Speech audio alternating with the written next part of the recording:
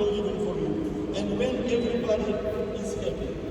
So when cities were like in ancient times, when people were walking by feet, so it took around 30 minutes to reach from one point of the city to another. That's why the dimensions of the towns were just 3 kilometers. So when horses appeared, the dimension of cities became 3-5 kilometers.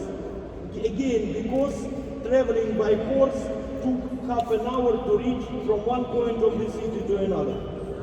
So now in 20th century, because of appearance, because cars and buses were invented, so the cities became 15-20 kilometers like Sharjah now. Because again, at that time, half an hour when you're driving, it was enough to reach any point of the city by car or bus.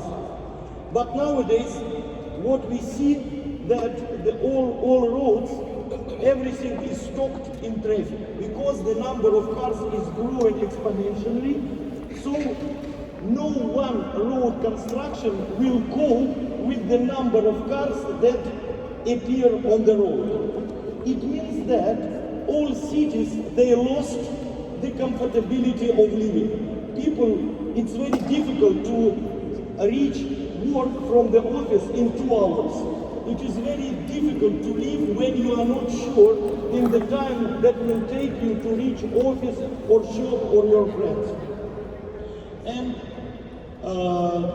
the speed of transport, of public transport, now reached 3-5 kilometers per hour. I think in Washington, in USA, it is just 3 kilometers per hour in the center. That is less than pedestrian. And it means that we lost the comfortability of living. So we need to understand what to do, how to solve the transportation problem, and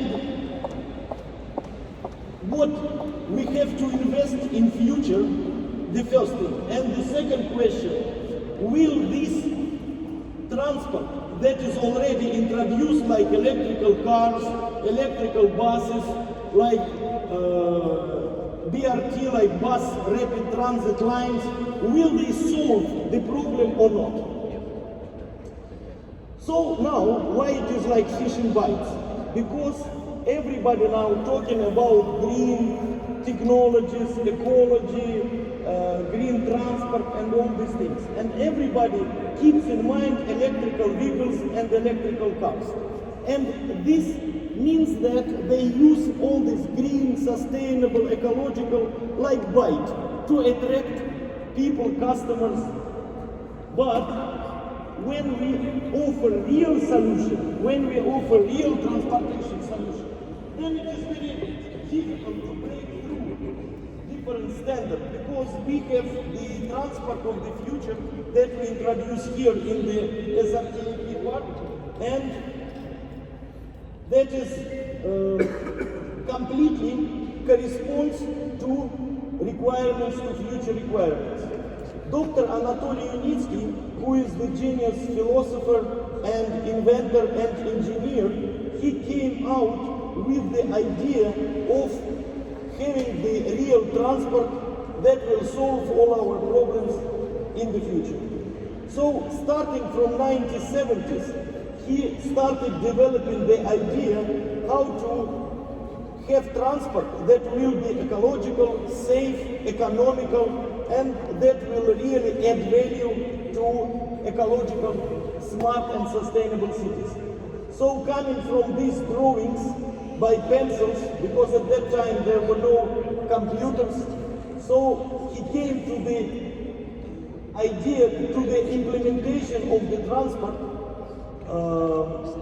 that is now introduced here in Sharjah. It is introduced in Belarus, and the main thing that this transport is completely corresponds to all requirements of future city that we want Sharjah to look like. So now everybody tells about electrical cars and electrical buses, but this is a very interesting slide that shows that gasoline, petrol car and electric vehicle has the same dimension. So it carries the same number of passengers. So what does it mean? If tomorrow, let's assume, in Sharjah there is no any petrol car, and all petrol cars are replaced with electrical cars, will it solve the jams problem? No. No one say, what is this, electrical cars or petrol cars? It will not solve the problem, because electric cars and petrol cars, they have the same dimensions and they carry the same number of passengers. So, to solve the problem in future, in order to avoid traffic jams independently, is it electrical car or petrol car, we will have to put more and more asphalt. We will have to put more and more concrete. We will have to cover the land with asphalt. And by the way, now in the world, more than 5 territories of Great Britain, they are already covered with asphalt. So there are no plants, there is no grass, nothing. So we are covering with asphalt more and more territories, and we are facing the same problems with traffic jams. And I'm sorry, Tesla car will not solve this. By the way, this is the fuel for Tesla car. This is the fuel for electrical car. Because there is no fuel. Electricity does not come from nowhere. Electricity comes from power station. And power station, it is fueled with coal or oil. So when we say that electrical car, it consumes sustainable energy, there is no difference, to be honest. Electrical car and petrol car. And by the way, electrical car consumes more energy than petrol car. Okay, electrical energy or petrol, this is no difference. Even talking about production of lithium batteries, utilization of lithium batteries in these huge plants, they damage the nature. So I want to communicate that electrical car, electrical buses, it is not the complete solution. It is not the radical, critical solution. So, and electrical car, because I see a lot of police officers here, electrical car will not solve the safety issue, because electrical car, they will face the same traffic accidents. So, driver may fall asleep, or he may be tired, or he may be... So, electrical cars will face the same number of traffic accidents as petrol cars. So again, safety will not be there in the roads like it is now. So the genius idea of Dr. Unitsky was to move the trajectories of transport to the first level. So from the ground level, we move to the first level. And this gave opportunity to us to have completely safety transport, because there are no pedestrians on this first level, there are no animals crossing the road, there are no other vehicles.